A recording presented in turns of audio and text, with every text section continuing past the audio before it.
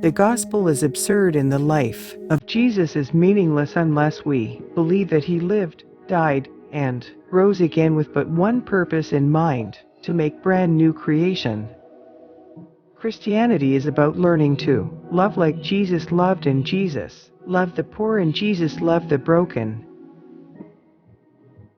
We sin for no reason but an incomprehensible lack of love, and he saved us for no reason but an incomprehensible excess of love. When we learn to read the story of Jesus and see it as the story of the love of God, doing for us what we could not do for ourselves, that insight produces, again and again, a sense of astonished gratitude which is very near the heart of authentic Christian experience. Jesus is the starving, the parched, the prisoner, the stranger, the naked, the sick, the dying. Jesus is the oppressed, the poor. To live with Jesus is to live with the poor. To live with the poor is to live with Jesus. The gospel declares that no matter how dutiful or prayerful we are, we can't save ourselves. What Jesus did was sufficient. Jesus didn't escape from death, he conquered it and opened the way to heaven for all who will dare to believe.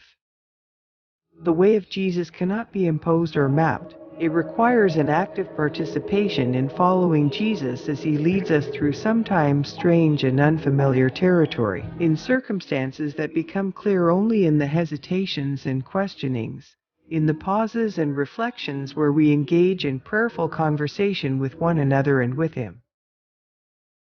Jesus' resurrection is the beginning of God's new project, not to snatch people away from earth to heaven but to colonize earth with the life of heaven. That, after all, is what the Lord's Prayer is about. If your life is Christ, then your death will be only more of Christ, forever. If your life is only Christlessness, then your death will be only more Christlessness, forever. That's not fundamentalism, that's the law of non-contradiction. The Lord will fulfill his purpose for me. Your love, O Lord, endures forever. Do not abandon the works of your hands.